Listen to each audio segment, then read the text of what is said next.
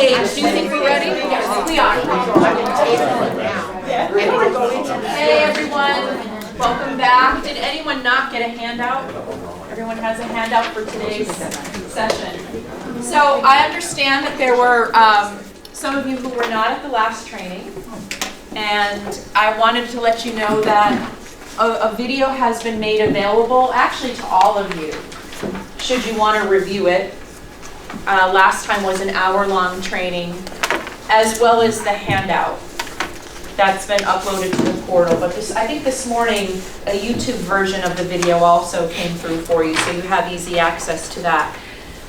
Where I want to start today, however, is to just give a brief review of where we were last time, and that should help to set the context for what will happen today. I'm really happy to hear, because I asked some of you, if you actually used some of the content, and several of you that I talked to said yes. That makes me really happy.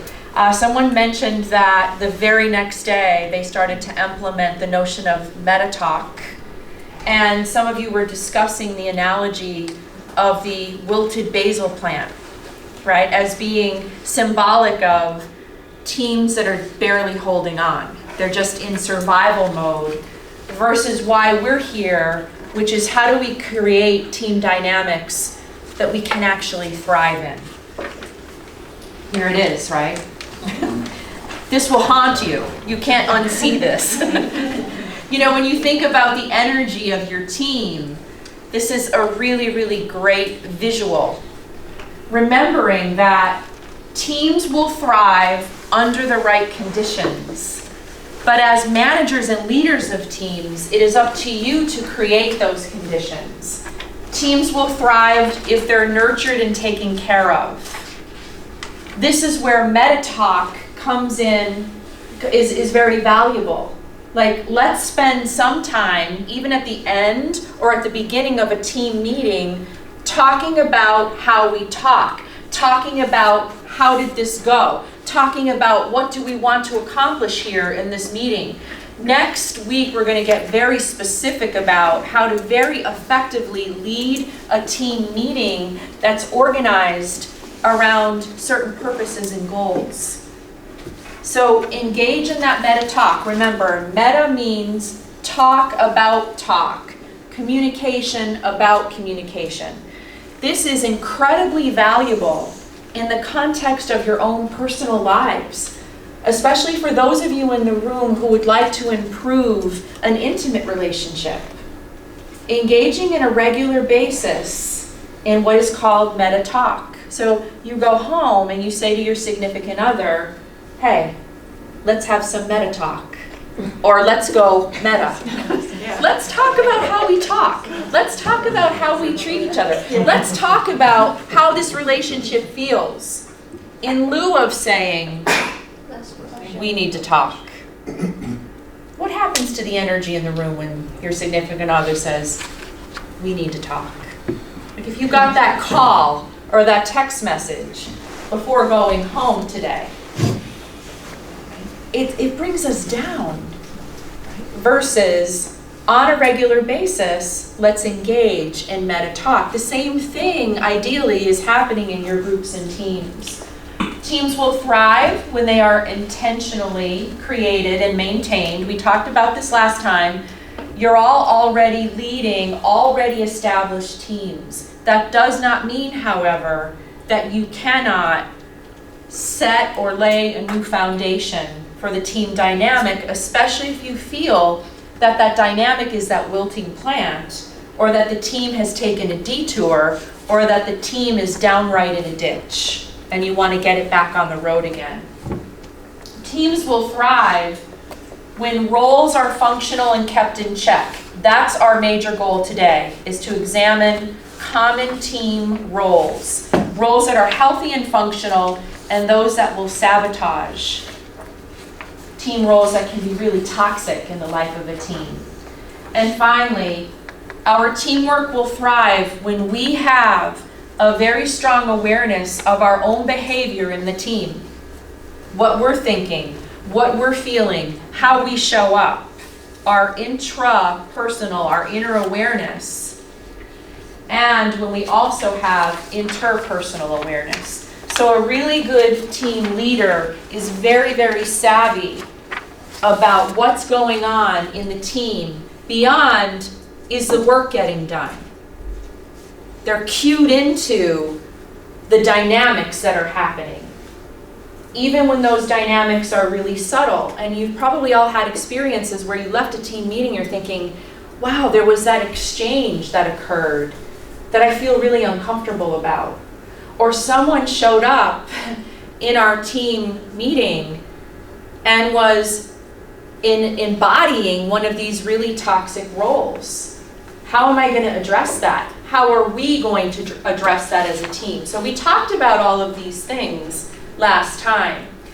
If you remember, we also talked about the fact that recent studies have indicated that the number one determining factor, the factor that determines whether or not a team is going to thrive and surpass expectations versus hobble along and merely survive, is the notion of trust. Team members have to trust each other. If trust was never established in the first place, you will never get out of a team member what they are fully capable of. Think about it. I talked about this last time. You are not going to give your all if you fundamentally believe and feel that you cannot trust your team members. Just like you would not move forward in a relationship if you didn't believe that you could trust that person that you're in the relationship with. This is paramount. But if you think about, if you ever have the opportunity to establish a team from the ground up, now that you know this, this is one of the first things you're going to be thinking about as a team manager or leader. How do we establish trust as our foundation? This is where you begin. We talked about team climate. How does your team feel? How does it feel to be part of your team? You know, do you, at 9 o'clock in the morning, you know you've got a 3 p.m. team meeting and you're already in a state of dread about it? Or are you excited? Or are you afraid? How does it feel to be part of that team? Remembering that the optimal team climate is one in which the team is going to experience success and the work of the team is going to feel really meaningful. Climates of a team are supportive or dysfunctional, and sometimes they're just very neutral. We want the optimal team climate to be one that feels very supportive. Okay? I also mentioned that if there was one slide, the only slide, if you could only have one to remember and latch onto, it is this slide. Because when you think about how do I create an optimal team climate, an optimal team environment, is asking yourself, are the 5 S's present here? First one being, do team members feel safe? Not that they're going to be, physically assaulted. In some cases, though, there's that kind of abuse that can go on inside of teams. But do team members feel safe enough to show up, to give voice to their ideas, to give voice to their concerns, to give voice even to their dissatisfactions? Do team members feel that they're valued? Remember, I told you last time that a quick word of affirmation, of validation, of confirmation, I really appreciate what you shared in the last meeting. Or I really appreciate that you took on this particular task that none of us wanted to do, but you did it. And you did it without complaining about it. I really appreciate that. Do the members of the team feel that they're valued and significant? Support. Do you all feel like you're supported in your teams? Solidarity. Feeling part of a team. And then success. Is this a place where I can succeed? Notice These 5 S's are needs of any grouping of people. Families function at optimal levels when all family members feel safe. When all family members feel that they're valued and that they're part of. When they feel supported, when they feel that they are part of this family, when they feel like they can grow and succeed as a human being. And not all of us had this kind of experience, by the way, in our families. When the 5 S's are not present, and then we go on into our professional lives not having had the experience of these things, then we join teams in our corporations, in our organizations, with a great deal of hesitance and caution. So, oftentimes when you're wondering, why is this team not functioning well? Sometimes it has nothing to do with the actual work that you're trying to accomplish, but everything that people are bringing in terms of their own personal histories into the team. Think about that. In any relationship where 2 or more are gathered, these S's are really fundamental. And then if you want to take it down to the individual level, this is a really important thing to know just about human beings in general. We all have these general needs. I shouldn't say general, we all have these significant needs. The need in my own life to feel that I'm safe, that I am valued, that I am supported, that I am part of something larger than myself, that I'm not an island, and that I can succeed. As someone who leads and manages teams, this is something to sort of keep in your back pocket, especially with the team member that you know is not operating at their full potential.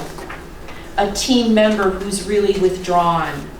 A team member who seems very cautious or even unwilling to participate. You can step back from that and kind of reflect and ask, in what way might this particular member not feel safe, valued, supported, as if they are part of the team and as if they can succeed? All right, so I wanted to bring this slide back. It is so important. I wanted to add this slide. This wasn't something that I was intending on talking about today until I visited your website and I did a little mission investigation on what is the mission of this organization and the degree to which the mission and the purpose and the vision actually shows up in the work that you do together with each other. These 3 words come from the work of a scientist named Daniel Pink. And he is a scientist who studies human motivation. And he wrote a book recently about what it is, if we really, really drill down, what is it that really motivates people to do their best? So this is essential. This slide is really essential when you as a team leader are thinking about, how do I light a fire under the butts of these team members so that we can move things along? All right. And he discovered that when you can allow these 3 things to live and thrive in an organization, on a team, you're on the road to creating a really powerful team dynamic. First, do you allow team members, and this might seem contradictory, but to what degree do you allow team members a sense of autonomy, a sense of independence? And what that means is, even though you're part of a team, and as a team leader, do you ever allow yourself to step back and to allow a certain person on your team to take the risk to make a decision independently? to do something without your permission. One of the key and chief complaints that I hear from the executive levels of an organization is, can you come in and train our teams to take the risk, to do things, to make certain decisions without having to run every single thing they do by me? Because I get really bogged down with all of that. When I hear that, I understand that that executive team is not meeting my human need, your human need to be autonomous. Your need for autonomy shows up in your life the moment that you start to crawl. For those of you who are in the presence of, or can remember being in the presence of, an infant who's coming into toddlerhood, you see this. It is intuitively, innately part of who we are to be able to explore and to express our independence. Notice a child who's learning to crawl. Notice the direction they're crawling in. It's usually away from you, not toward you. It's usually in the direction of the receptacle on the wall that they want to stick their finger in, right? These are all expressions of our natural drive. The natural drive within a living being. Try to train a puppy. You will see one of the things you grapple with is they want to do their own thing. It's that intuitive, instinctive drive for autonomy. This is, live through teen years with a kid. Remember your own teen years and how fiercely you wanted to express your independence, so much so that you got yourself into dangerous situations, or you're climbing out your bedroom window at night. Okay. Do you give team members the opportunity to express their autonomy, or are you micromanaging? Mastery. Another human need. We all want to know that we are really, really good at something. This is one of the reasons why, when I reflect back at situations where I was sort of a team leader or a team manager, one of the first things I did before we even got to the task that we had to complete was to figure out what the strengths and the gifts were of the people that comprised that team, and to give them opportunities to come into mastery. You might have someone on your team who is an exquisite planner, is an exquisite writer, is an exquisite communicator, really, really articulate, whatever it is. But do you give them opportunities to master those skills so that they feel like they're the go-to person on that team for that particular skill, or to fulfill that particular need? So human beings are highly motivated. He's looking at what is motivation beyond a paycheck or beyond some kind of incentive. These are the motivations. Human beings will work, they will step up, they will work at a high level when you give them an opportunity to be autonomous. They will step up and work at a high level when you give them an opportunity to master something. They will step up and work at a high level when they feel and they understand that their work has purpose. If I don't know why I'm doing something, where it's leading to, what it's contributing to, you're going to get very little from me. That is what led me to your website. I was really looking, in order to talk about this idea of purpose, I was really looking for your mission statement. But I discovered something really interesting. I want you to draw a small circle on a piece of paper. You can even turn the handout over, because this is important, and I didn't get to create a slide for this. A small circle, and in the middle of that circle, I want you to write the word why. Write the word why. Now, around that circle, so this circle is going to be slightly larger, around the Y, draw another circle. And that circle, you're going to label how. And finally, one more circle around all of that. This is the outer circle. You're going to write the word what.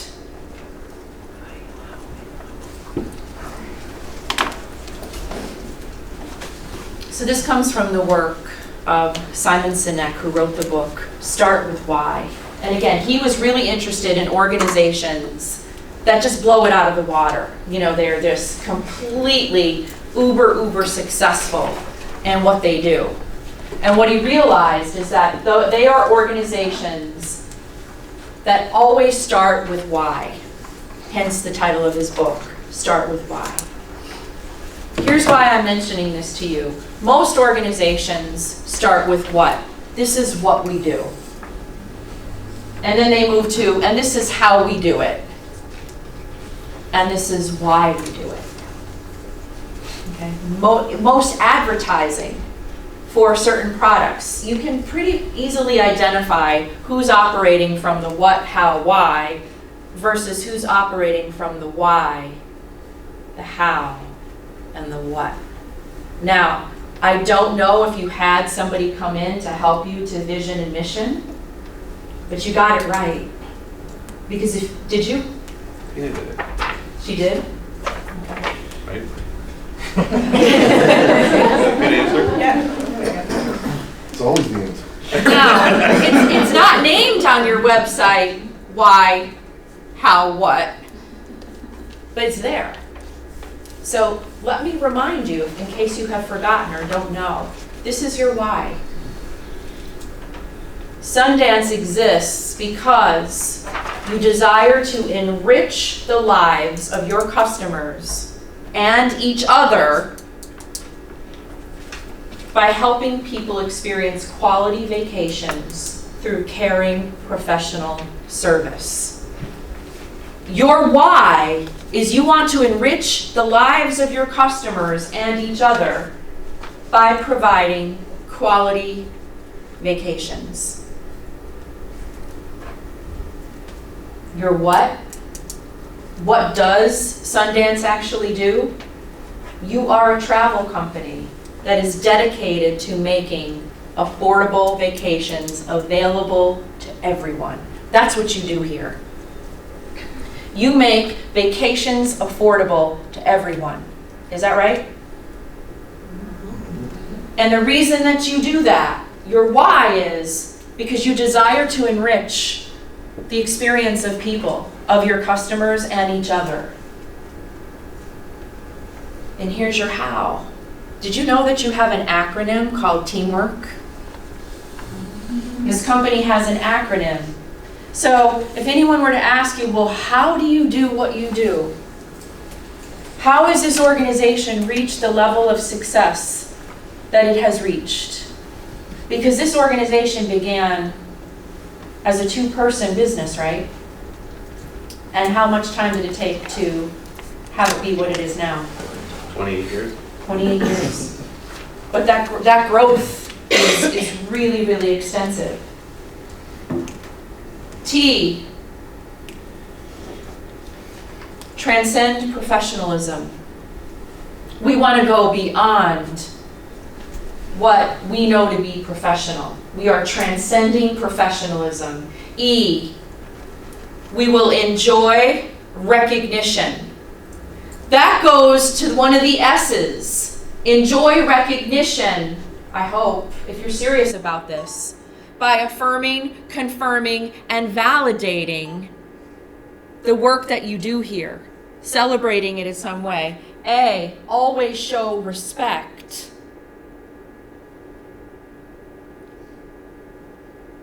M, make honesty your best policy. W, welcome fairness. Make honesty your best policy. W, welcome fairness, are all about how we're going to relate here. That honesty and fairness is important in this organization. O, opt to have fun. That's a choice. I told you the first day I walked into this place, I said it had good feng shui. And then I had the tour, and I walked down the hallway and I saw in some offices games and the colors on the walls. And if you opt to, if you choose to, you can experience here a sense of lightness, a sense of fun, right? R, respond to charity, and then there's a link that takes you to organizations that you must contribute to. You have certain charity organizations. And then K, keep a positive mindset, or keep a positive attitude, and that's all about mindset. So I want you to think about this. The reason that I'm spending time on this today, and this is just something that I put together before I came here. I'm going to actually send this to you or have this included in the portal. I want you to think about the degree to which everything that I just covered in terms of purpose is actually present in the groups and teams that you lead. Do your team members know what the why of this organization is? Do they know what you do? Right? If they are not in the deep trenches of their own work and what they have to do today and next week and all of that, can they step away if they were, out at a restaurant somewhere and somebody said, what do you do? Oh, I work, at Sundance Vacation. What do you do there? What exactly happens there? Are they able to articulate it? And it doesn't have to be word for word, but do they know what the what is? And then finally, the how. Does teamwork?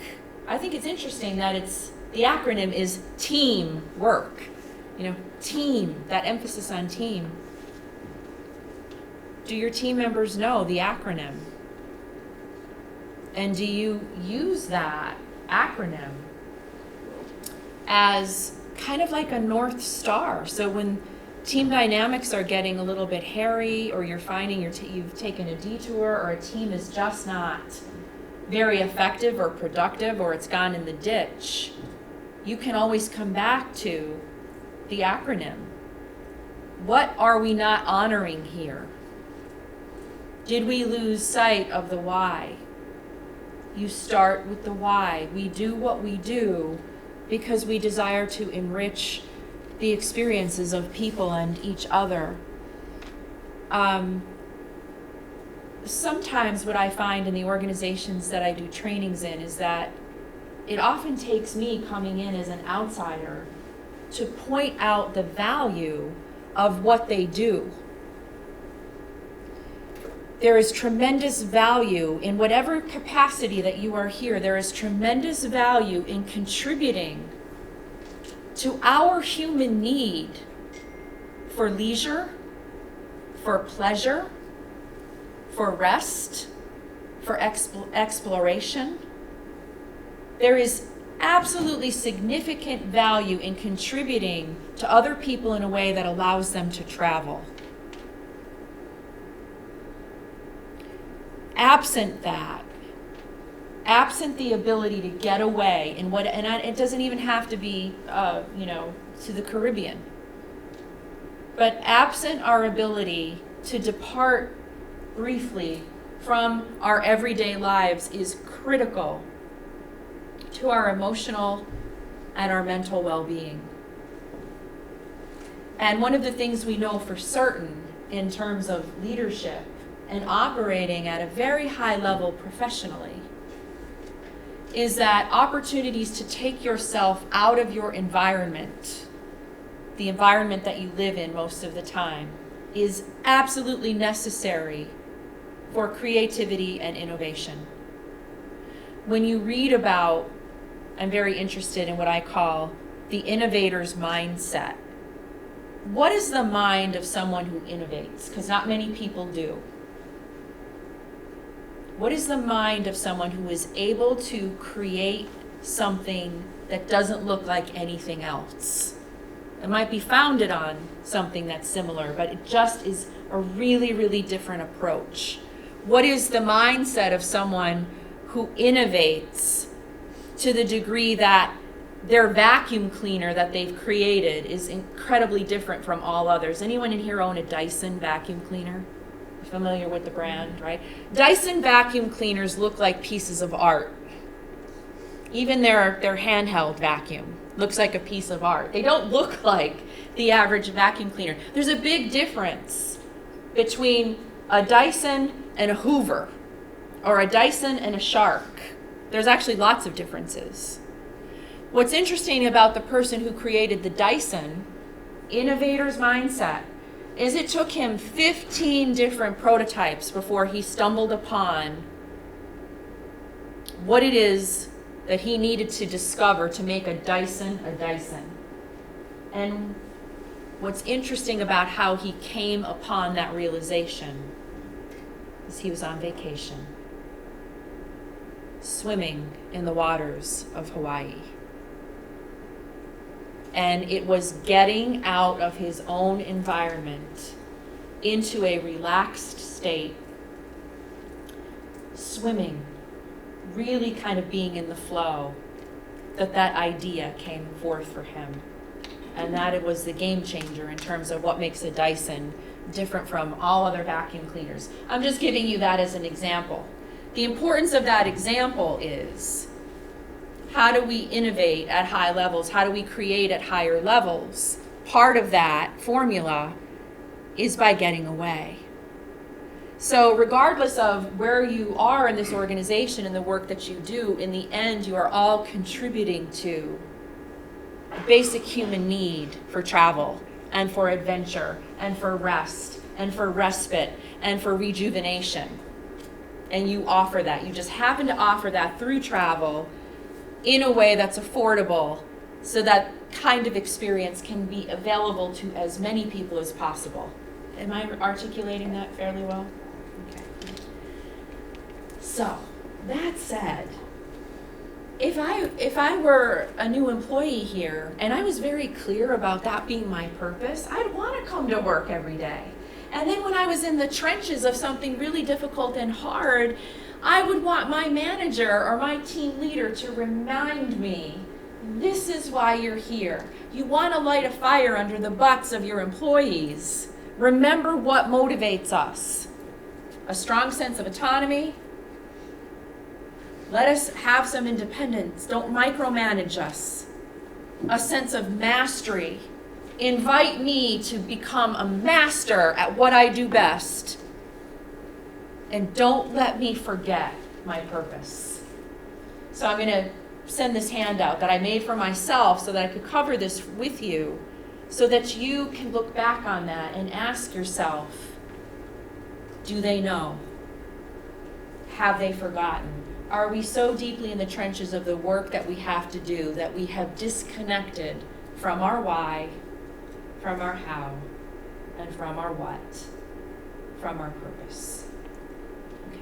So this was a little detour from today's content that I thought was really important, because again, it speaks to this human need to feel like the work that I do here in the world has purpose. All right, exploring team roles. I mentioned to you that teams are comprised of roles. Most roles in a team are really necessary for the team to function well. And as I'm going through these, we're going to start out on a positive note. I want you to make a couple of notes or circle.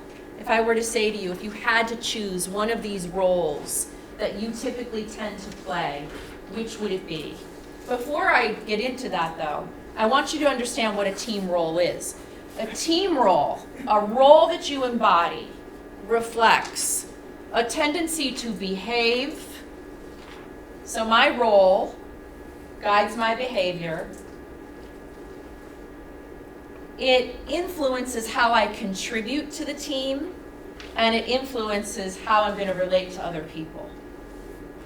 Okay, so whatever role you play, and you may play multiple roles, really reflects how you behave, how you contribute, and how you relate to others. Again, team roles can be really healthy or functional, and if they are, they propel a group forward. the propelling of a group forward is never in the hands of one person. It's always about the dynamic. Or team roles can be dysfunctional, toxic, and they will keep a team stuck, or they will regress a team, so you feel like, wow, we took 5 steps forward and 15 steps back. We've regressed significantly. Or in some cases, they will completely destroy a team, just totally derail a team, dismantle it. Team roles arise out of necessity, and we usually step into them very unconsciously. But wow, it helps if I intentionally choose my role. So by knowing the team roles, you can intentionally choose your role, as opposed to just showing up and stepping into that role, not even knowing that that's what you're doing. Okay? So, these tend to be how you end up in certain roles. First and foremost, I alluded to this last time, your family. I was talking with someone recently who said, when I was growing up, she said, I was the A student.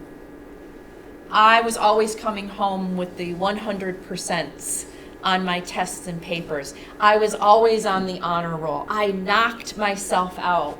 That was my role in the family, was to be top student. My brother was the class clown. He was the troublemaker. He was always on detention. So there was these 2 children that had these very distinct roles in this family that were pretty firmly entrenched. So upon talking with her a little more deeply, she shared with me that there was raging alcoholism in her family. I don't know if it was on the part of her mom or her dad. I said, well, that makes a lot of sense. Your roles make a lot of sense. Because what we know about groups of people, whether they're work groups or groups of people who live together, is that there are several different needs of a group, always, whether it's a family or your group at work.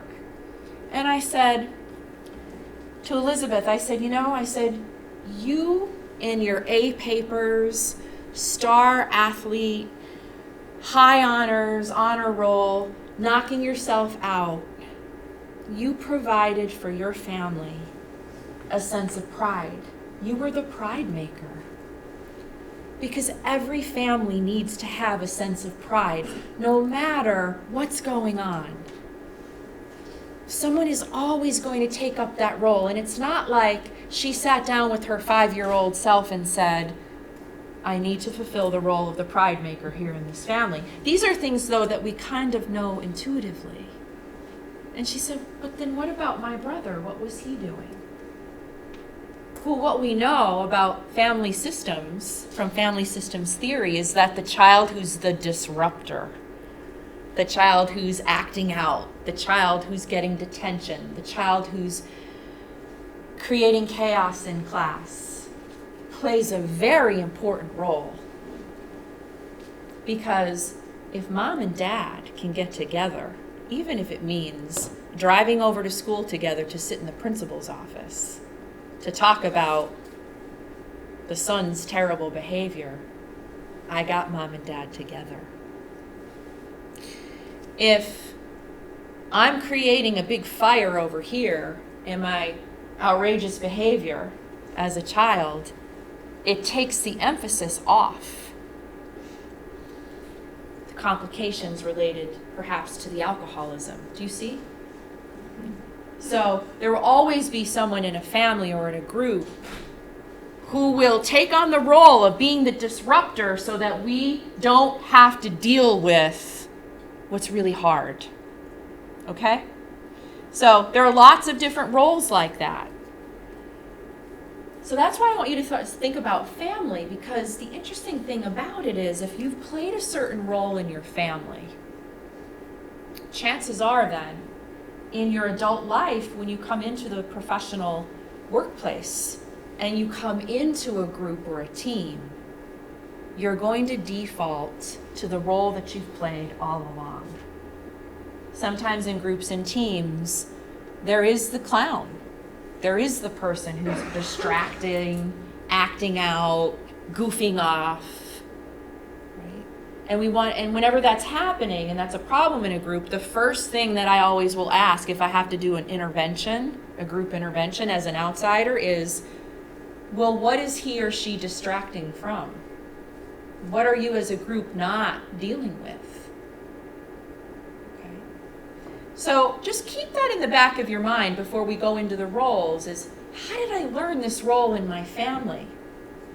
Sometimes our roles that we step into really express our strengths. For those of you here in the room who are in a position where you're leading and managing a team, chances are you have your role because you're strong at it. You've been previously successful at it, okay? So your role can also reflect success, because if you play a certain role over and over and over again, you likely play it well. And again, in some situations, it's just necessity. Sometimes I'm working in a group or team and I have to take on a role that's not necessarily natural to me, but it's what the team needs. And whenever you're in a role that's not natural to you, but you're doing it because the team needs you to do it, or the family needs you to do it, it sort of feels like you're walking around in really tight shoes. Doesn't quite feel you. Doesn't quite feel comfortable. But it's actually a good quality to have as a professional, to be able to adapt and to adjust when you see our team needs something that's not being fulfilled here, and I'm the one that needs to do it. I'm the one that needs to step up. All right, so I'll go through the positive roles and then we're going to take a break. These are positive, supportive group roles in a group that's functioning really well, in a group that's thriving or is going to thrive. These need to be here. Number one, the encourager. We give them names. The encourager is that person in the group who encourages, appreciates, verbally and in other ways, appreciates the work of others and has a genuine sense of care for group and team members.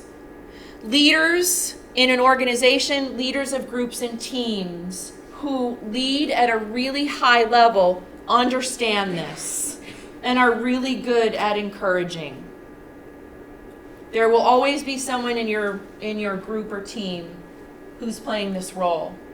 The harmonizer is the individual on the team who is very aware of the undercurrent of tension. They have a hypersensitivity to conflict, even if it's really, really subtle. They're very good at reading nonverbals.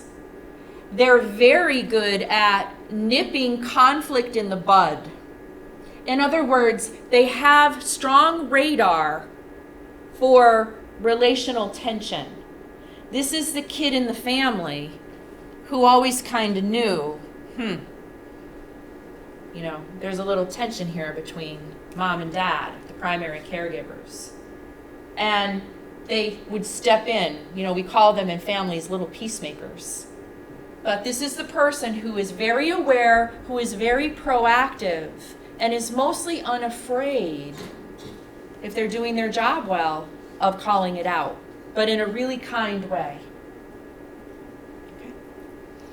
The fairness officer is that person in the group who tends to be a rule follower, who's hypersensitive to, is everyone here being treated fairly? Are we following policy and procedure? The fairness officer ideally wants to make sure, because in the best groups and teams, we operate by consensus. Because if I can get everybody on board, we are going to forge forward. So the fairness officer will often halt a team meeting to say, hey, wait a minute. There are 5 of us here, and it's clear to me that only 2 of us want to move forward in this way, so let's just stop here and see what's happening. The fairness officer will kind of call a pause to a group process so that we can reevaluate a decision we're about to make. They are very concerned about inclusivity. Who's getting left out here? The fairness officer and the harmonizer have radar for that one or two, and some of you told me you lead pretty large groups and teams. If you're in the 20s, right? Think about those individuals on the group or team who are sort of like wallflowers, and they need to kind of be invited into participating. Who on your team is taking care of that? You as a leader, by the way, cannot play all these roles. But it's important to know that they need to be played. The gatekeeper is very tuned to the kind of communication that's happening in the group. They're the individuals that, again, like the fairness officer, and sometimes the fairness officer and the gatekeeper are the same person. They will make sure, Jill, what do you think about, what we're deciding here? What are your ideas about it? How does it feel to you? They will make sure that those who are on the periphery of team life are being brought in. The observer commentator is very tuned into process. The observer commentator is that person who we might describe as the thinker. They tend to be on the quieter side, but they're very tuned into how things are unraveling here. In other words, not what are we producing, what is the product, or what is the change that we're making, or what job is getting done, but how is it getting done? How are we making decisions? They're cued into process. And then finally, the pride maker. Critical.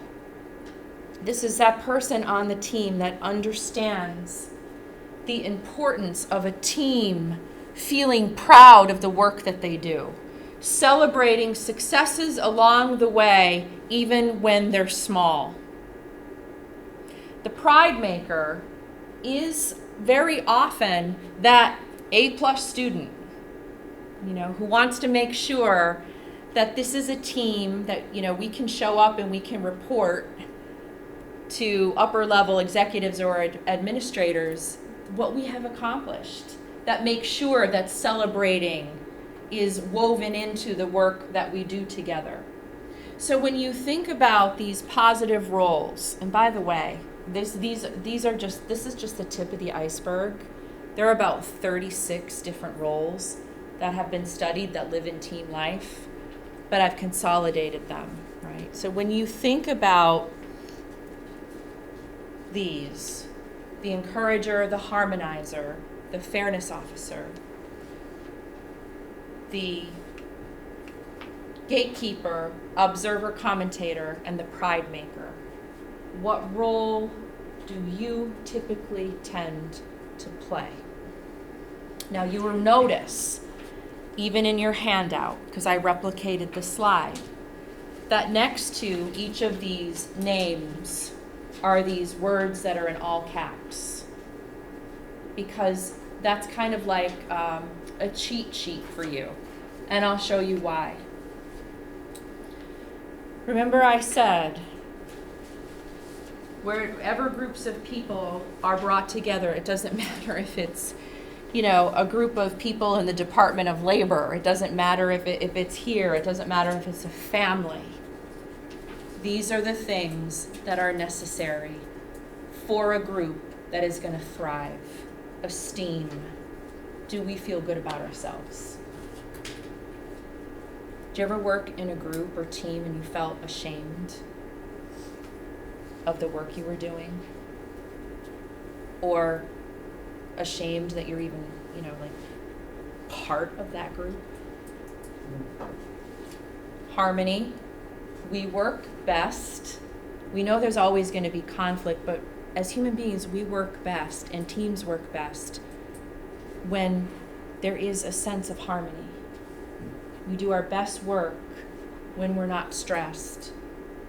We do our best work when there is this sense of collaboration, consensus, because it means we're connected.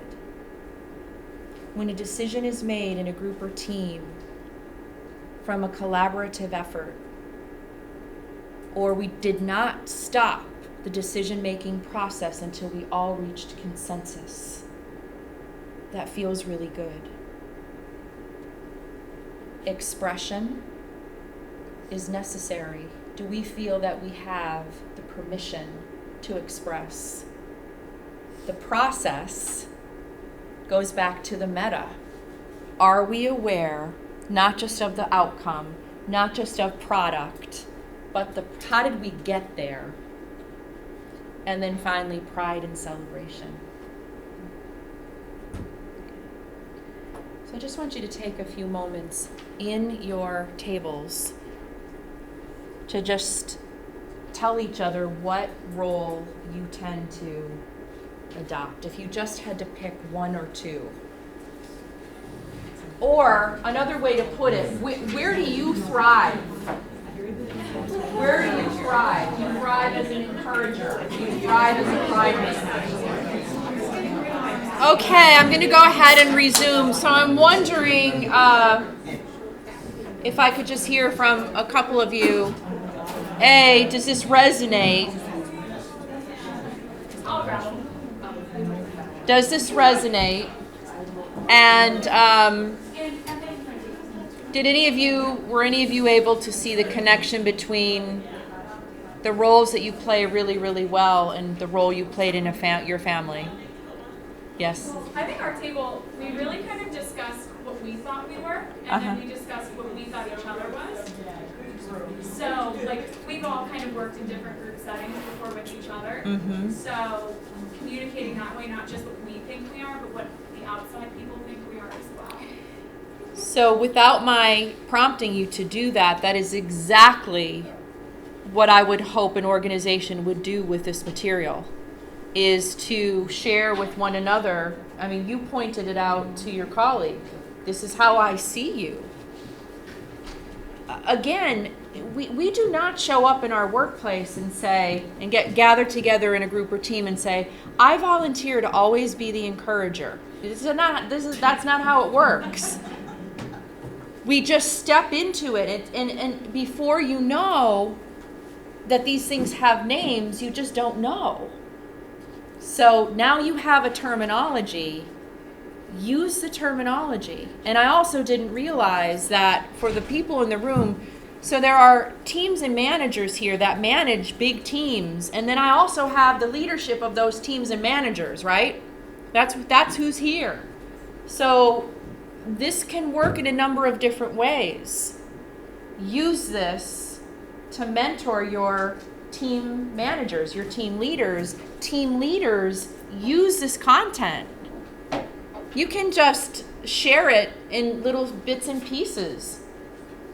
Hey, I learned about team roles in this workshop.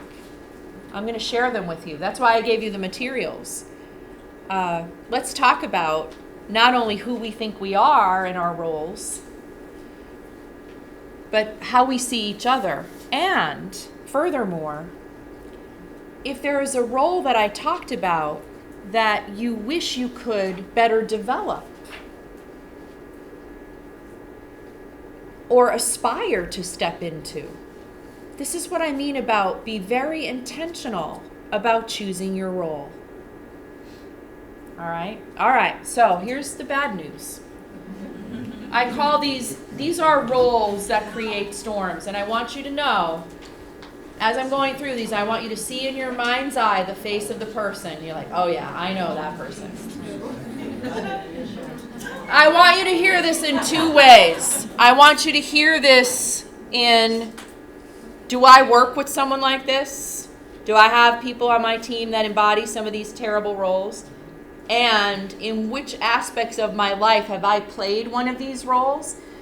What's really interesting, I've received feedback about this set of slides from people who have said, I'm just astounded that in my work life, I'm the peacemaker encourager, And at home, I'm a bully. Yeah. Or in this, in this particular group, I'm not, I'm in a totally sabotaging, toxic role. So, the aggressor. The aggressor is that person in the group who diminishes, individuals in the group who diminishes the energy of the group. You want to think about the aggressor as being someone who makes others feel small. If you've ever been in the presence of an aggressor in a group situation and you see the aggressor address another person, you can see that other person growing small. It is a terrible moment to witness in a group, team, in a family.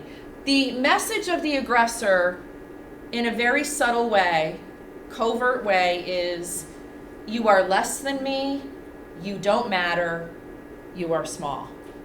And I can pretend like I'm inclusive and I value what you have to say, but the message is no. And that it's most powerfully conveyed non-verbally. The blocker is the bully of the group. The blocker is, oh, I'm so interested in everyone else's ideas, right? I'm so interested in hearing, what pathway you might want to follow. The subtle message is, do this or else.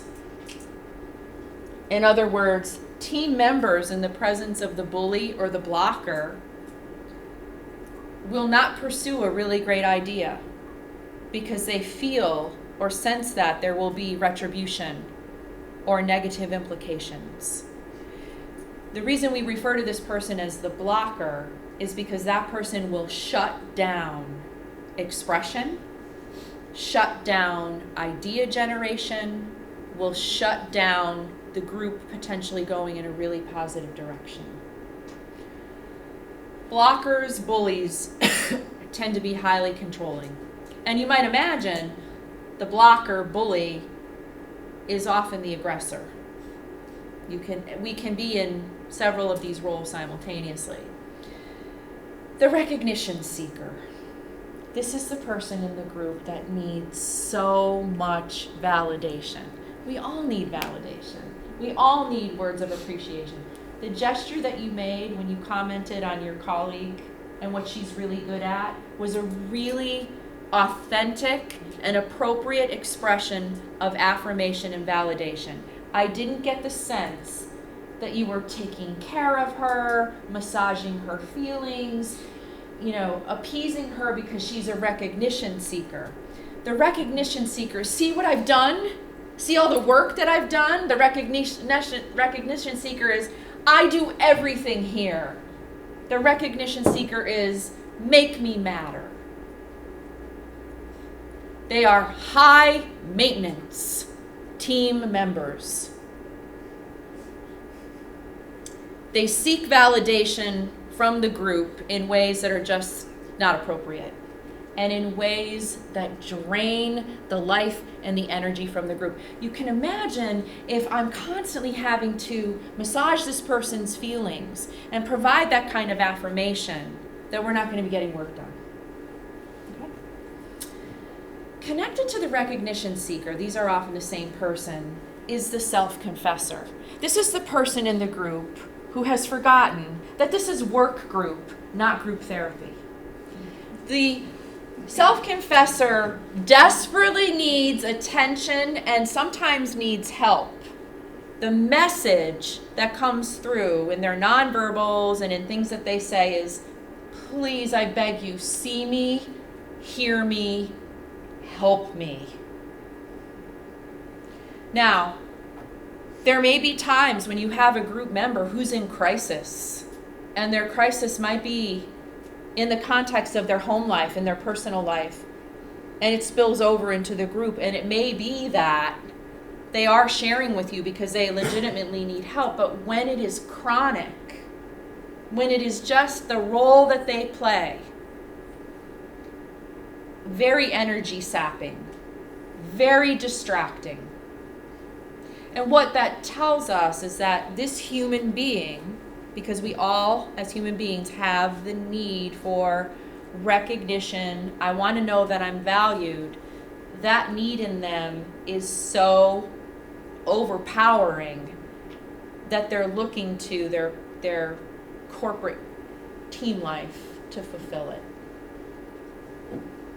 We can have empathy for that and compassion for that, but we also have to address it when it's too much. The victim. The victim will have lots of excuses about why they didn't get this or that done. They will blame others or the universe for why they didn't get their job done. There's always someone else or some factor to blame for why they haven't accomplished what they're supposed to accomplish.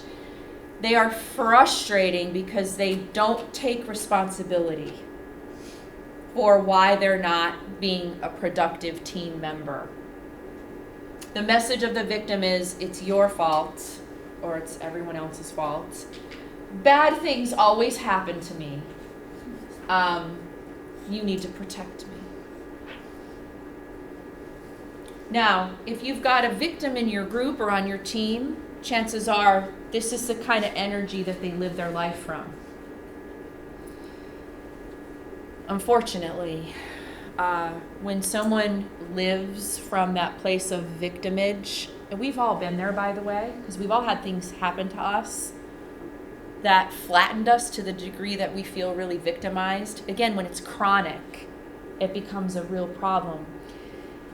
To live at victim energy and to bring that in the group is the lowest level of energy that a person can vibrate at. When we are in the presence of another person who's the victim, they always have an excuse. They always have somebody to blame. Poor me. Bad things happen to me. It's everybody else's fault. You're giving them advice. You're trying to help them out, and they just don't follow it, you know. How do you feel in the face of that? How does that energy affect you? Anyone? It takes it out of you. It drains the life. It drains the life. Did somebody else say frustrating? It's frustrating. It's irritating. This is another high maintenance group member. And their presence, if they're operating at that really low level, because it's an energy that's really depressing, almost despairing, and frustrating because you want to just shake them and say, wake up! You know, these are the 3 things that you can do to lift yourself out of this situation, and they just won't do it. It detracts from group productivity, effectiveness, success. The disruptor, we talked about the disruptor, is that person in the group who relieves tension but has a very, very high need for goofing off and playing around. Although the disruptor is cast in the category of a negative role, they are often fulfilling a purpose. They can be really annoying. They can cause the team to not stay focused. If I'm doing an intervention in a team and I am made aware that there's someone who's in the disruptor role, the first question I ask is, how is this person attempting to distract the team from dealing with something that they really need to deal with? In other words, the disruptor is often relieving some kind of tension that they sense in the team. Just like the example I gave you, the child who was the disruptor, always getting into trouble, class clown, all of that is taking attention away from the real issue in the family. So if you're a team leader and you've got that one goofball on the team and it's not staying focused, you might want to ask, that's an important question to ask yourself. What are they distracting us from? The dominator is the team member who is micromanaging, wants to do everything themselves. They are trying to control the team. They are not collaborative. They might show up as collaborative and, put a good face on as I'm Miss Collaboration and Miss Consensus, but I'm going to do everything by myself and make you all feel ashamed and like you're not carrying your load. The dominator often acts on his or her own. Now, sometimes as a group or team member, I have to make a decision on my own. And I want to know that you trust me to do so. But the dominator really isn't on a team. They're pretending to be on a team. You know that phrase, there is no I in team? The controller has forgotten that. The controller will often dominate meetings and will often control the communication that's happening in a meeting. Part of being that controlling is being so frightened of what the outcome is going to be if I don't control things. They make very poor leaders because they do not allow for autonomy and mastery. So they completely deflate their team members. They're not motivating at all. If you don't give me any autonomy, if you don't allow me to master something because you're controlling everything, and that's telling me you don't trust me. We go all the way back now to trust. Right? Now we're really in trouble. Several of us here in the room who were that A student, the pride maker, the type A personality. If we are leading or managing, we have to be very, very careful of being a dominator and falling into this dynamic. Finally, and this is a very, very common role, the doormat. The doormat is that team member that gets taken advantage of. Oh, Leslie, just take care of that. Or let's give that to Leslie to do because nobody else wants to do it. It is painful to be on a team once you know that doormats exist. It is painful to watch other team members dump onto the doormat. The problem with the doormat is that this is how you want to think about the doormat. You want to think about a literal doormat, and you want to think, what do I do on a doormat? I wipe my feet. There's only so much wiping of your feet that you're going to be able to do to me. I'm either going to quit the job or I'm going to what? One day. Explode. I'm going to say shoot up for it. You were going to say what? Shoot. Yeah, go postal, explode. Whatever terminology, absolutely. So the doormat's potentially a ticking time bomb. Be very, very careful. So if I'm managing a team and I'm sitting here and I'm thinking, oh my God, yeah, that's so-and-so. I'm going to need to, you're not going to show up tomorrow and say, Leslie, you're a doormat. Or, hey, team members, you're treating Leslie like she's the doormat. But you're going to have to find a way to get Leslie out of that role and to not allow team members to treat Leslie or whoever it is. So, just as means of review here, we have the aggressor, who's often the bully or the blocker, the recognition seeker, the self-confessor, the victim are very, very similar types of roles. The disruptor, the dominator, the doormat. Very, very common roles in groups or teams. A group or team that derails, a group or team that is not productive, a group or team that is such that people feel literally physically ill working in their group or team. A group or team that is constantly in disarray and conflict, constantly in the ditch, definitely has many of these negative roles dominating their team dynamic.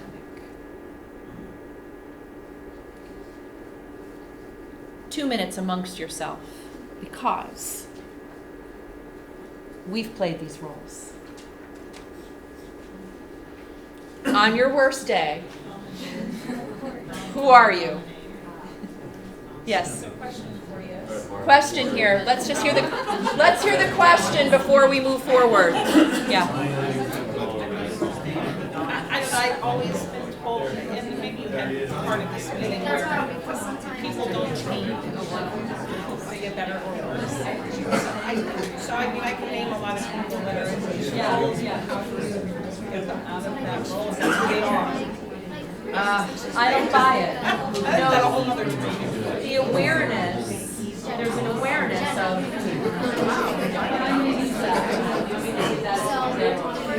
okay, really great, two great questions have come up.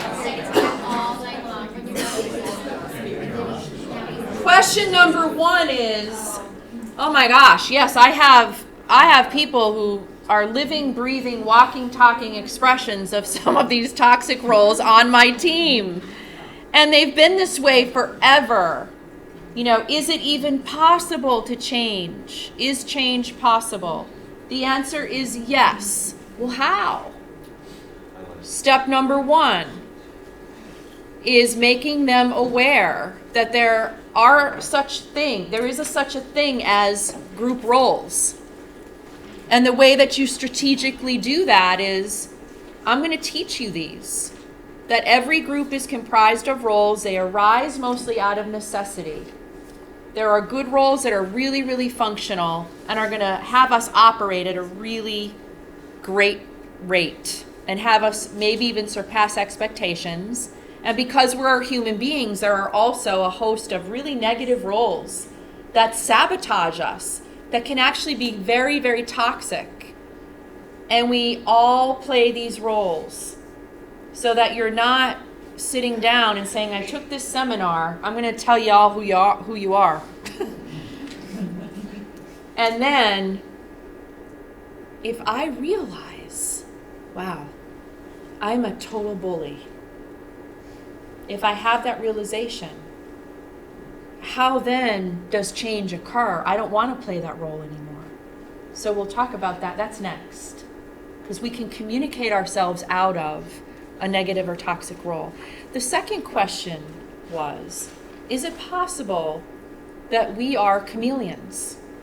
In other words, are there circumstances under which, when I'm leading or managing or even being part of a group, that I understand that in this moment, even though I am inherently a bully, I am like a bully through and through. It's very natural to me, but I understand that in this moment, I must be a harmonizer so that this group doesn't totally explode or derail.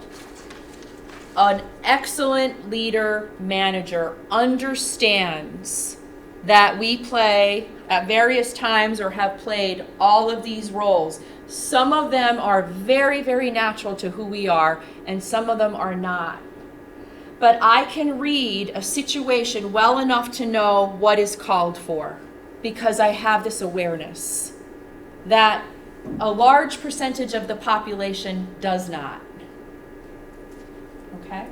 So there are times when I have to shift, and it might be that with one group of people, depending on what my role is here, I might have multiple roles. I might wear multiple hats in this organization.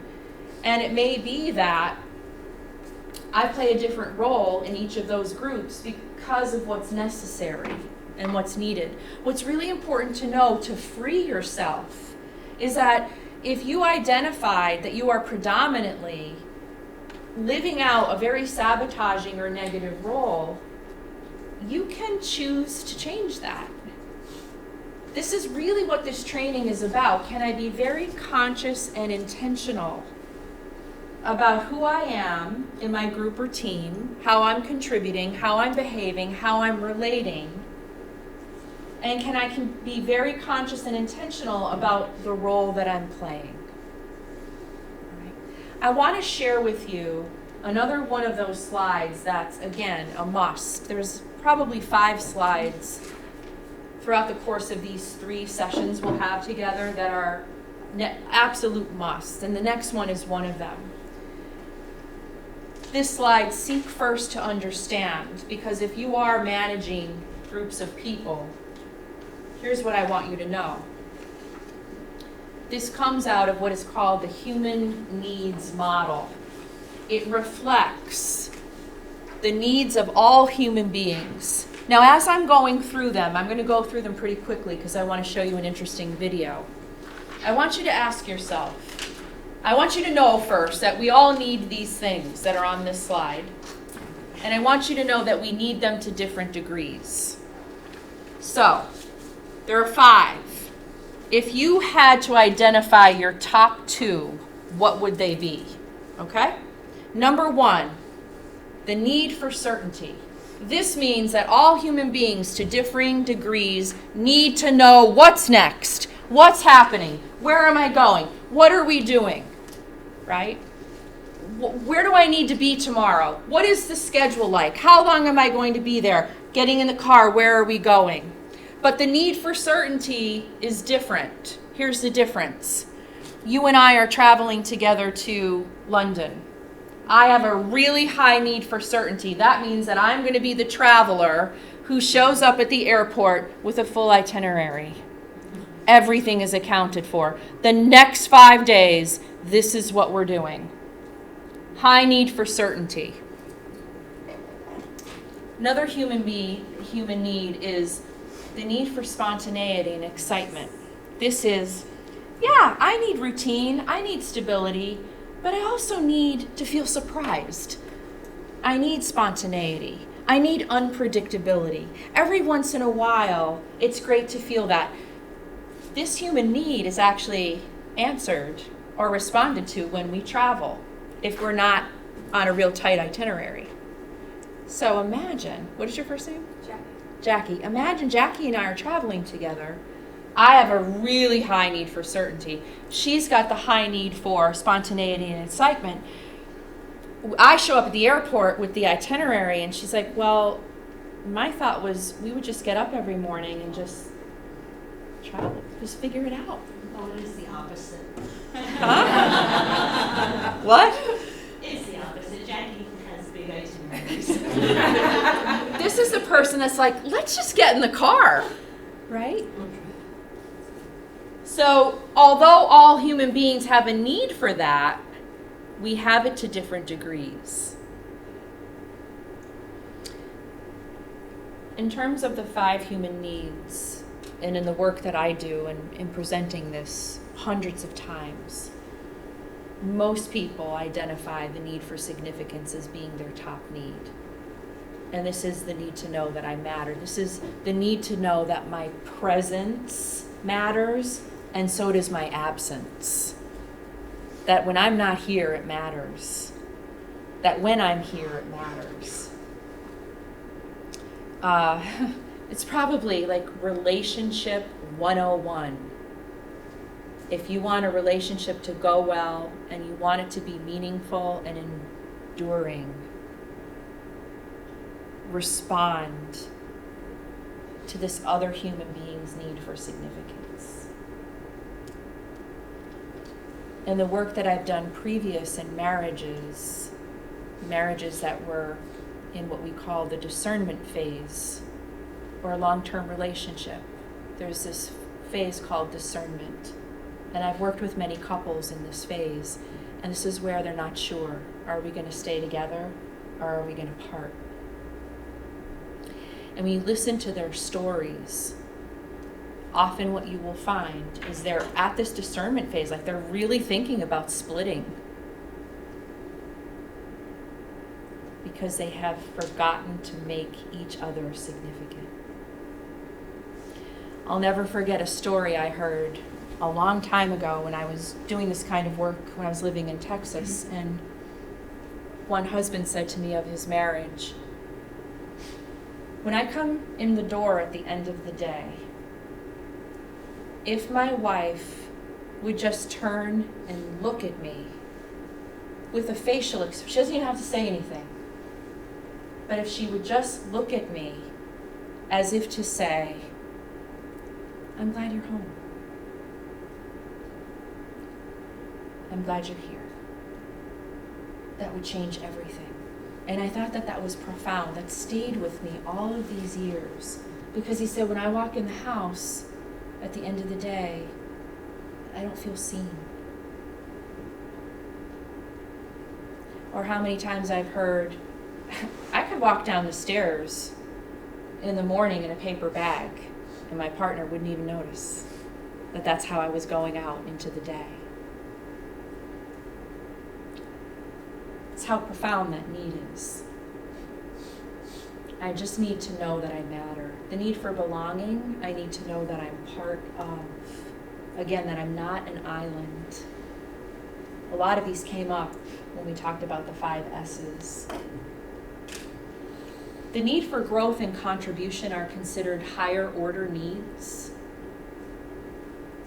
but we all need them. Every human being, doesn't matter where you are on the planet, has an innate need to grow who they are. But if I don't have food on my table, if I don't have a roof over my head, I'm not really concerned about what's the next self-help book I'm going to read to contribute to my personal growth. But it's still there. And then the need for contribution. The need for contribution, again, is part of who we are, but it tends to get expressed in our mid to late 40s and beyond. And that is, I have a very, very strong need. It's almost like an urgency to contribute to the world in such a way that I know that when I'm gone, I will have left something behind. That's when you see people coming into that phase or stage in their life where they're volunteering, or they really start to make important changes where they feel like they want to be of service. So when someone is acting out or acting up and is in one of those really negative, toxic roles on your team, this is another thing to have in your back pocket. Wow, in what way is their need for certainty, spontaneity, significance, belonging, growth, and contribution not being met? Now, that said, circle what you, if you just had to say, these are my top 2, what would they be? After hearing about them, just circle what you think are your top 2.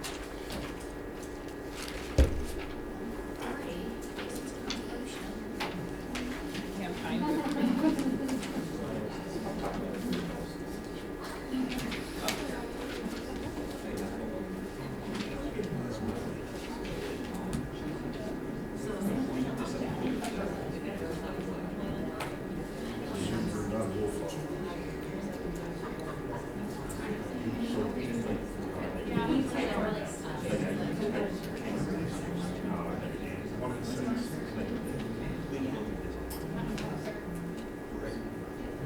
So, if I could just get one, would someone be willing to volunteer what their top 2 needs would be? Yes. I have a high need for, she has a high need for significance and a high need for growth. Do you think the person closest to you knows that about you? Significance, yes. I don't know about the growth. When you say I have a high need for growth, could you give me an example of what that means? I always want to learn more that's going to help in my, for example, for my career here. I'm always thirsty for more knowledge. So if I were your leader or manager, it would help me to know that so much. It would help me to know that, it would help me to, you're her. Do you know that about her? I know that about her. Did you know it before she said it? I knew it before she said it. Yeah. Right?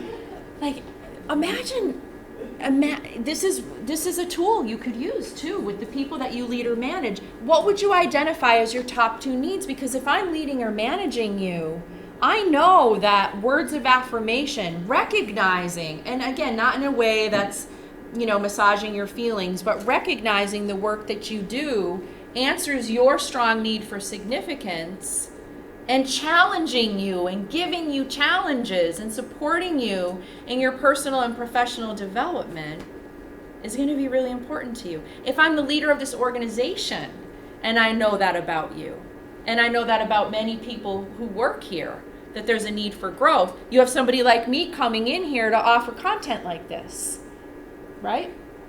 So think about what a game changer this could be. You might have someone in your group or team whose top needs are just not even coming close to being met, and they're miserable. And they might be in one of those toxic roles. When I ask the question, does the person in your life with whom you are closest know this about you? Think about what it might mean in a marriage, in a close committed relationship. Think about what it might mean in a parent-child relationship. Think about what it might mean in a friendship if I actually knew what your two top needs were. I could probably go down a list, and with the exception of there being overt physical or emotional abuse going on, most of the couples that I worked with who were in that discernment, I don't know if we're going to stay together or part, when you boiled it down, they had no idea of what the top needs were. Those needs were not getting met. Maybe the person, I might not even know, now you have a language for it. I might not even know that that's what's wrong. Okay? So this is seek first and always to understand before being understood. I want to understand why you're a bully. I want to understand why you are the recognition seeker, the self-confessor. I want to understand why you show up to these team meetings with such negativity that it drags everybody down. Part of the understanding, step one, and it isn't always the answer, but part of that understanding is walk yourself through these. And it doesn't mean that you call the person into your office and say, all right, I don't think your human needs are being met.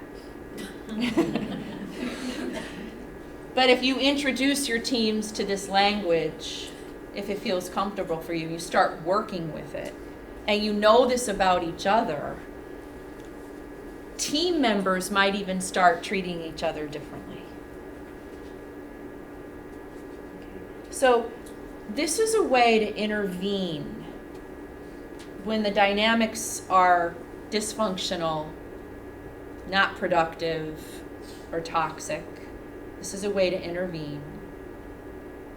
Another way to intervene is to get crystal clear about how people are communicating in the group. So I want to end today's session with a short video, and if we have time, I'm going to walk you through some of the highlights of the video.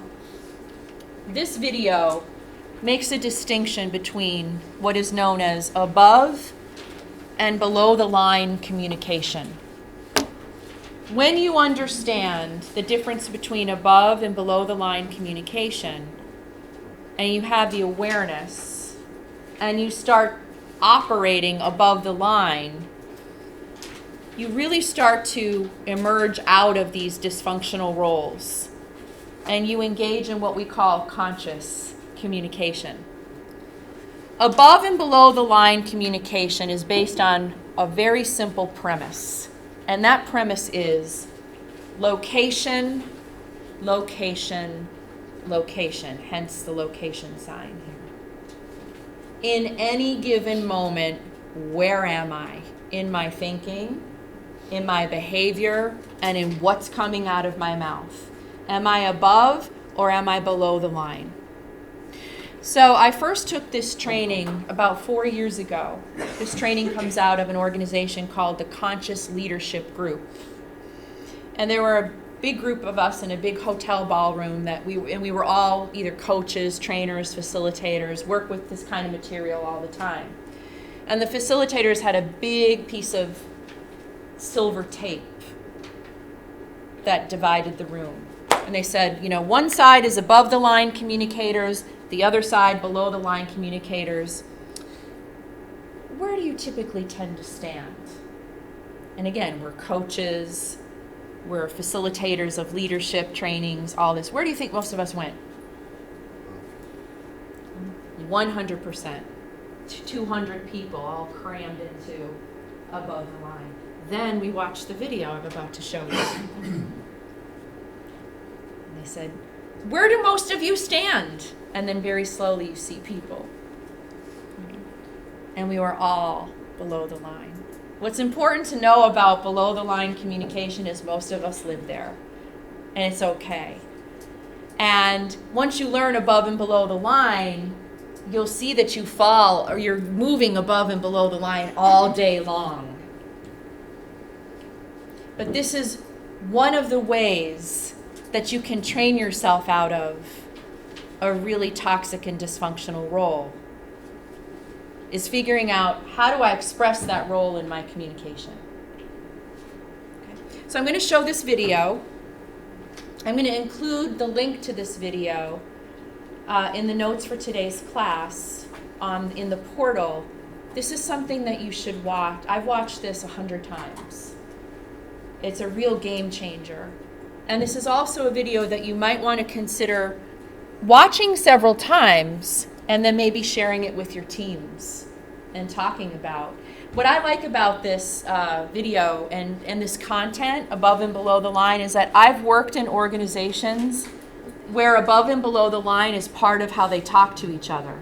Like they'll be at a meeting. I've been in trainings where one participant will say to another, you just went really below the line in your communication. So how could you say that differently so that you bring it above the line? The other interesting thing about being below the line, we are hardwired for it. Most of us live below the line because it's the way that we think we're keeping ourselves safe. It's a way that we think we're avoiding conflict. It's actually comes from that part of the brain that we all have. That's the oldest part of the brain. That's the part of the brain that is always ready to fight, to flee, or to freeze and shut down so that we can protect ourselves. Okay? All right. Location, location, location. Brought to you by the Conscious Leadership Group. Find them on the web at www.conscious.is. Animation by Graham Franks. www.grahamfranks.com. One question that conscious leaders ask themselves over and over is, where am I? To support leaders in locating themselves as they ask the question, where am I? We offer this tool, a line, a simple black line. At any moment, all leaders and all people are either above the line or below the line. Our location describes how we're being with what is occurring in our life right now. If we're above the line, we are open, curious, and committed to learning. If we are below the line, we are closed, defensive, and committed to being right. Stop right now and simply ask yourself, where am I? In this now moment, am I above the line or below the line? Typically, when people are below the line, they believe certain things about the world. For example, they believe there is not enough.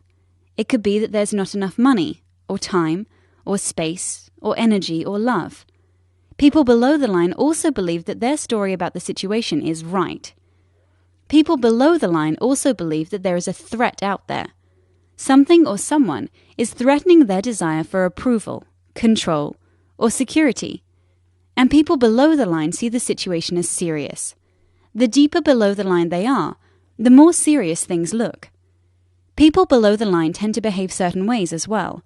They tend to cling to an opinion, find fault and blame, gossip, explain, rationalize and justify, get overwhelmed, and avoid conflict or pursue conflict for the sake of winning. When people are above the line, they believe that learning and growing are more important than being right. They believe that all people and circumstances are their allies, here for their growth. They believe that from a distance, almost everything is funny. People above the line live in curiosity, listen deeply, speak unarguably, question all their beliefs, and live a life of play. Now, knowing what you know about being above or below the line, where are you? One thing to know as you consider this question: we are hardwired to go below the line. Literally, our brain is programmed to perceive threat, and when it does, a chemical cocktail courses through our veins, and we go below the line. This reaction was designed to help us survive in the presence of a real threat to our physical survival. An issue for modern-day leaders is that often our brains can't tell the difference between a threat to our physical survival and a threat to our ego or identity. We react and get defensive when we experience a threat to our ego. So in many ways, being below the line is natural and normal. But when we are below the line, we're not in a state, literally brain state, of high creativity, collaboration, innovation, and relational connection. We're simply trying to survive. Leaders today can't thrive if they're in survival mode. So the first activity of conscious leadership is location, location, location. In this now moment, where am I?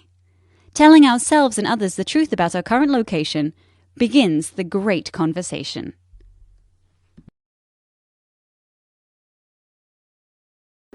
Thoughts?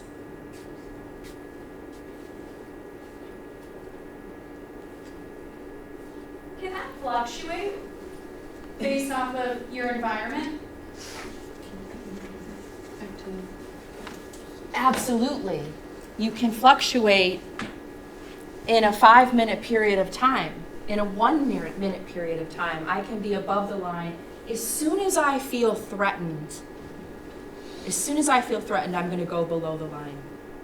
There might be certain environments where I operate above the line beautifully, with ease, and then go to lunch and be in the presence of someone where I'm like, I'm so totally below the line.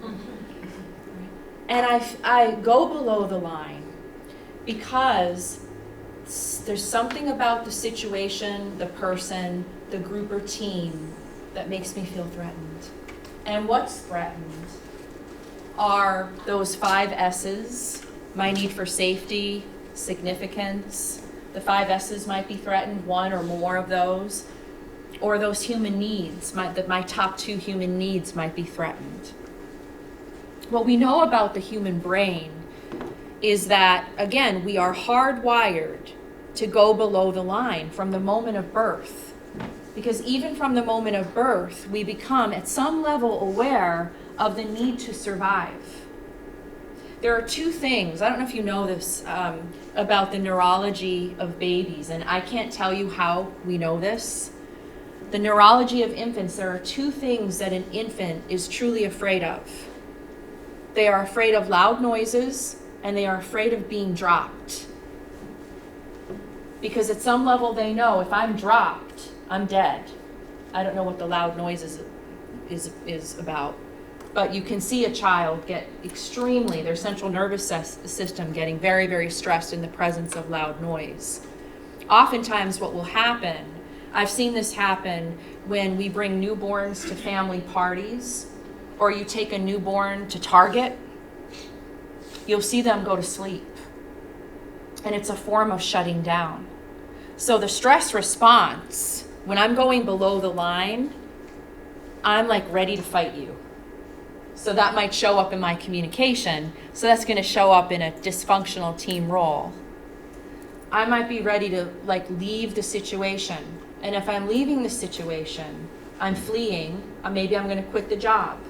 Maybe I'm going to fail to communicate in this team meeting. It's my way of protecting myself. Freezing. We become paralyzed.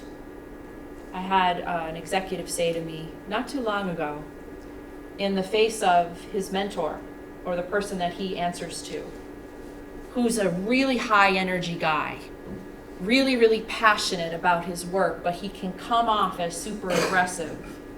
He said, when he's in my face, And he said, I consider myself a very smart, very capable person. But when he's in my face with all that energy, which feels aggressive, I can't even make a sentence. Something happens in my brain where I'm not even able to speak. In other words, it's like a paralysis. That's the freezing. Fight, flight, freeze. And a fourth F has just been identified as a stress response. And the fourth F is, I'm going to fawn all over you. Fawning. I'm going to give you a lot of attention. I'm going to give you whatever I think you need in order to keep myself safe. We all have had that experience of just fawning over another person, and we knew we had to do it in order to keep our job or to hope that the conversation wasn't going to go into conflict. There's lots of reasons why we might go into fawning behavior, but it is how we survive. So if you're in any one of those states, you're below the line. What's interesting about the video from a perspective of workplace culture is if 98% of people are working below the line and communicating below the line, what is the potential for creativity? What is the potential for innovation? What is the potential for real connection? Very, very low. The video says it's not even possible.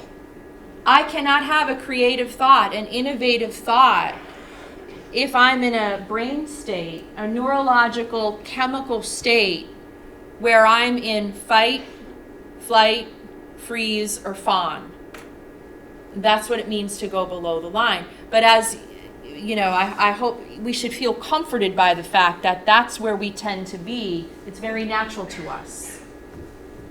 You know, for example, very easily what we know about human beings, and we're not even aware of this unless we're operating above the line most of the time. But when we enter into a room for the first time or a building that we've not been into before, some part of you has already scoped out the scene and knows how to get out. We have scoped it out to know where the exit sign is. That is how so hardwired we are to keep ourselves safe. And we live now in a social world where our own safety, we're hyper vigilant about that. So I would say that we are hyper focused on being below the line so as to keep ourselves safe. So in a nutshell, below the line communication is very closed down. I'm not open to other possibilities. It's my way or the highway. You're not going to change my mind. Very defensive, right? Defensive, and I'm defended and defensive, and a high need to be right. When you're dealing with someone who's closed down, defensive, with a high need to be right, it's very difficult to create change. It's very difficult to get somewhere unless it's where they want you to go. It can be very aggressive and hostile, and it's mostly really unsupportive. Where did I put my Windowsill. Thank you. I would not have figured that out. Below the line communication to men tends to be diminishing. It tends to be belittling, invalidating. We see a lot of below the line communication happening in work settings, in cliques, in groups where there's this exclusivity. You remember this from middle school, and it persists. And it often will show up in professional life in the form of gossip and drama. If there's gossip and drama as part of a team dynamic, you can be pretty assured as a team leader that below the line communication is going on quite a bit. It also can be very threatening. the communication patterns of someone who mostly lives below the line, and we go there to different degrees, are the communication patterns of those people who are in those toxic and negative roles that we talked about. So when I say you can communicate yourself out of a role, if I know that I'm pervasively mostly a bully in my group, in my home, in how I show up in the world, and I really want to change that, part of that change would be increasingly coming into a place where I'm communicating above the line. Specific below the line communication can show up as name calling.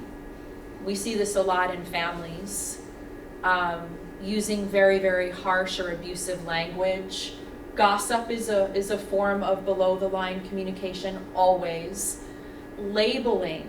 By labeling we mean you are lazy, you are unsupportive, you are selfish, you are stupid, you are. Labeling means I speak to you, I address you in a way that makes you feel like I'm that all the time. Now, there are times when I am lazy. There are times when I do lie. There are times when I am stupid or silly. There are times when I am selfish. We are all these things. But you are, the you are message is a form of labeling. That label is on you. I see you that way all the time. It's extreme below the line communication. Cruel humor, below the line. Blaming or shaming another person, making them feel guilty in any way that you attack the dignity.